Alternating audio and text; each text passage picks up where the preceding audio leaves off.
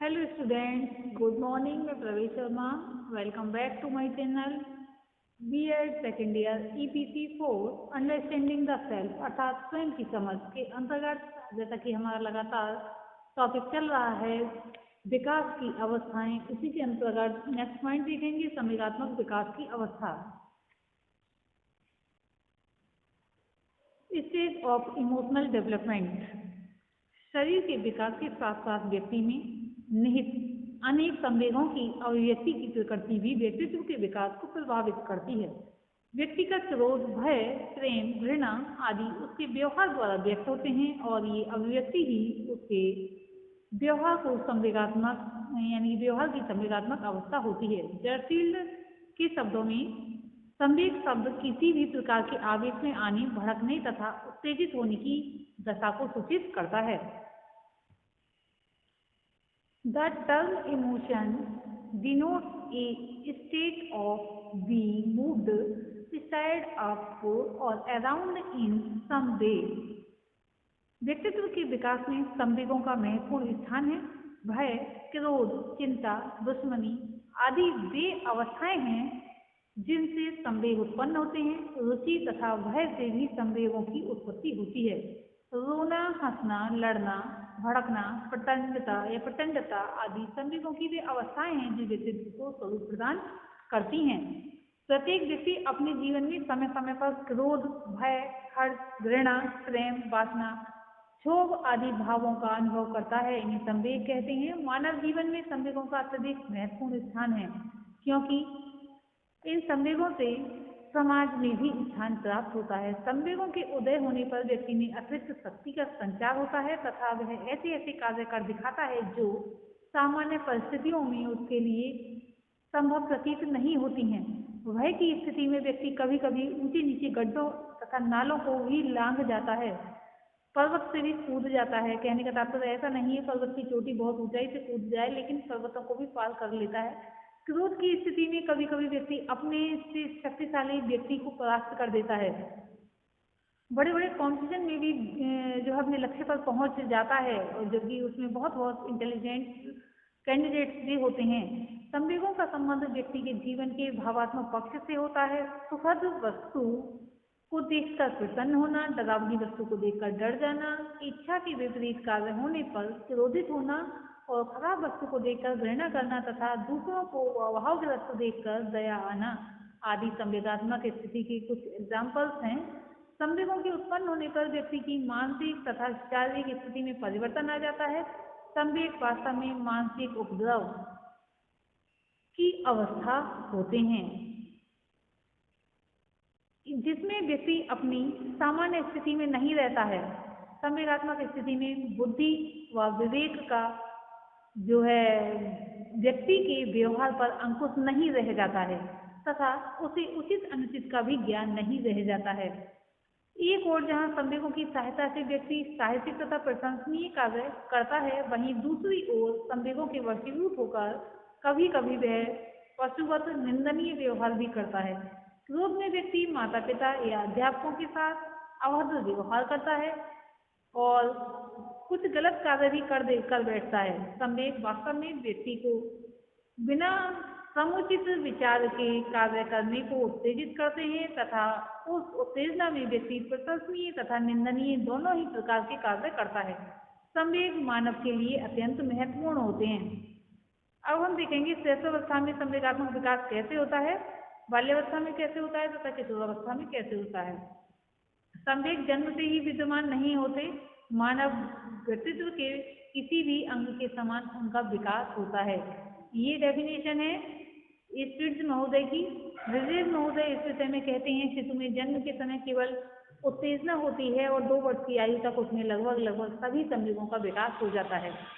शिशु के संवेगात्मक विकास अर्थात संवेगात्मक व्यवहार के विकास के संबंध में कुछ बातें उल्लेखनीय हैं जो इस प्रकार से हैं, जिसमें पहला पॉइंट है शिशु अपने जन्म के समय से ही संवेगात्मक व्यवहार की अभिव्यक्ति करता है।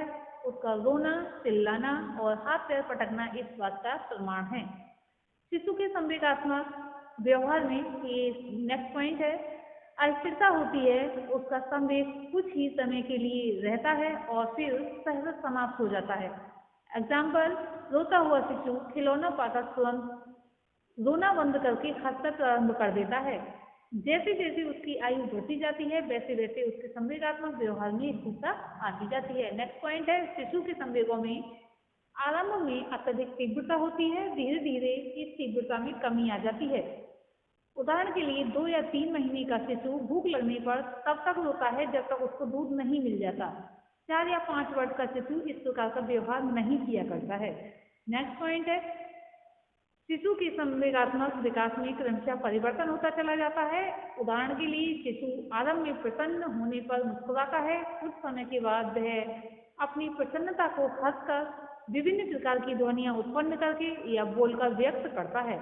शिशु के संवेगों में पहले अस्पष्टता होती है और धीरे धीरे उनमें स्पष्टता आ जाती है।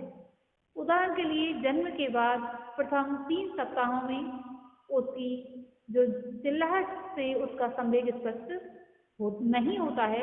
गैफिल महोदय ने कहा है कि इन्होंने परीक्षण किए हैं, उसके आधार पर बताया है कि 5 सप्ताह के शिशु की भूख, क्रोध और कष्ट की चिल्लाहटों में अंतर हो जाता है और उसकी माँ उसका अर्थ समझने लगती है। जस्टिन महोदय के अनुसार 3 वर्ष की आयु से शिशु में अपने साथियों के प्रति प्रेम का विकास उत्पन्न हो जाता है और वह उनके साथ खेलता एवं हंसता है। जॉन महोदय ने लिखा है कि 2 वर्ष का शिशु सांप से नहीं डरता है, पर धीरे धीरे उसमें भय का विकास होता चला जाता है और 3 वर्ष की आयु में वह अंधेरे में, पशुओं से और अकेले में रहने से डरता है। 5 वर्ष की आयु तक वह अपने भय पर नियंत्रण नहीं कर पाता है। एलिस क्रो ने लिखा है कि शिशु अपने साथियों और बड़ों के संवेगात्मक व्यवहार का अनुकरण करता है। उसे उन्हीं बातों से भय लगता है जिनसे उनको लगता है। वह क्रोध का क्रोध से और प्रेम का प्रेम से उत्तर देता है। वह अपनी माता और अपने किसी भी प्रिय साथी के अतिरिक्त और किसी के प्रति सहानुभूति प्रकट नहीं करता है। स्किनर एवं हैरीमन महोदय ने लिखा है, शिशु का संवेगात्मक व्यवहार धीरे धीरे अधिक निश्चित और स्पष्ट होता जाता है। उनके व्यवहार के विकास की सामान्य दिशा अनिश्चित और स्पष्ट यानी कि अस्पष्ट रूप से विशिष्ट की ओर होती चली जाती है।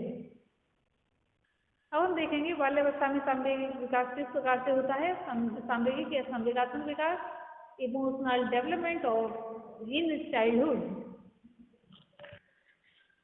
किरो एवं किरो ने लिखा है कि संपूर्ण बाल्यावस्था में संवेगों की अभिव्यक्ति में निरंतर परिवर्तन होते रहते हैं। ये परिवर्तन किस प्रकार के होते हैं और इनका बालक के संवेगात्मक विकास पर क्या प्रभाव पड़ता है, इनका वर्णन यहाँ किया जा सकता है।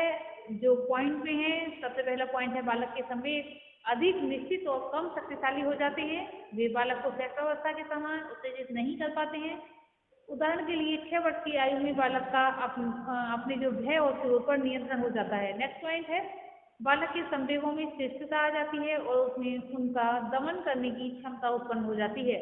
अतः ये वह अपने माता पिता, शिक्षक और बड़ों के सामने उन संवेगों को प्रकट नहीं होने देता जिनको वे पसंद नहीं करते हैं। बालक के संवेगात्मक विकास पर विद्यालय के वातावरण का व्यापक प्रभाव पड़ता है। इसमें उदाहरण दिया जा सकता है, आदर्श, स्वतंत्र और स्वस्थ वातावरण उसके संवेगों का परिष्कार करते हैं, जबकि भय, आतंक और कठोरता के वातावरण में ऐसा होना असंभव हो जाता है। देखा होगा सामान्यतः जहाँ पर टीचर बहुत कठोर स्वभाव के होते हैं, वहाँ बालक अपने जो कुछ भी कमी होती है उनको याद नहीं हो पाता है या उनकी समझ में नहीं आ रहा है, तो उन प्रश्नों को भी नहीं बोल पाते कि हमारी समझ में नहीं आए हैं, क्योंकि वहाँ अधिक नियंत्रण होता है, अधिक कठोरता होती है। और जहाँ पर टीचर सरल स्वभाव के होते हैं, वहाँ अपनी परेशानियों को बालक अथवा छात्र बहुत आसानी से अभिव्यक्त कर देते हैं और अपनी समस्याओं का समाधान कर लेते हैं। बालक के संवेगात्मक विकास में शिक्षक का बहुत महत्वपूर्ण स्थान होता है। अप्रिय व्यवहार, शारीरिक दंड और कठोर अनुशासन में विश्वास करने वाला शिक्षक बालक में मानसिक ग्रंथियों का निर्माण कर देता है, जो उसके संवेगात्मक विकास को विकृत कर देते हैं। नेक्स्ट पॉइंट है, बाल्यावस्था में बालक विभिन्न समूहों का सदस्य होता है। इन समूहों में साधारण पारस्परिक घृणा, द्वेष और ईर्ष्या पाई जाती है। बालक इन अवांछनीय संवेगों से प्रभावित हुए बिना ही नहीं रहता है, यानी कि किसी न किसी प्रकार से उस पर उनका प्रभाव पड़ ही जाता है। अतः ये वह जो है दूसरे बालकों के प्रति अपने व्यवहार में इन संवेगों को व्यक्त करने लगता है। एलिस किरो के अनुसार बालक अपने दोषों के परिणामों को सोचकर चिंतित हो जाता है और अपने से अधिक भाग्यशाली बालकों से ईर्ष्या करता है। वह अपने प्रति परिवार के सदस्यों के व्यवहार को कठोर मानता है, क्योंकि उसके विचार से ये उसके कार्यों को समझ नहीं पाते हैं। एलिस किरो ने लिखा है, बालक सामान्य रूप से प्रसन्न रहता है और दूसरों के प्रति उनका विद्वेष अस्थायी हो जाता है। अब देखेंगे किशोरावस्था में संवेगात्मक विकास।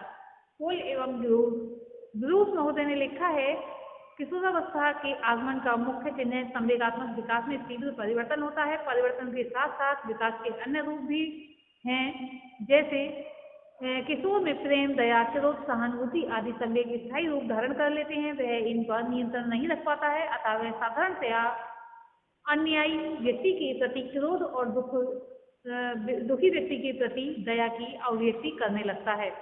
हमने देखा है सामान्यतः कि इसी अवस्था में बच्चों के जो है लड़ाई झगड़े भी बढ़ जाते हैं, क्योंकि वे किसी भी बात को बर्दाश्त नहीं कर पाते हैं, सहन नहीं कर पाते हैं।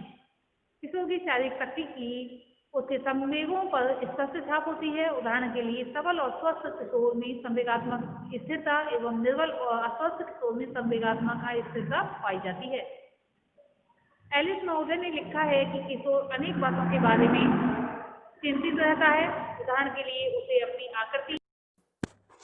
आकृति अगर वह सुंदर है तो वह प्रसन्न होता रहता है और दूसरी आकृति वालों से द्वेष करता है। अगर वह सुंदर नहीं है तो अपने आप से घृणा करने लगता है और दूसरों के विषय में सोचता है कि वह व्यक्ति बहुत ज़्यादा सुंदर है। आगे का हम जो सामाजिक विकास है नेक्स्ट वीडियो में देखेंगे। आज के लिए इतना ही, धन्यवाद।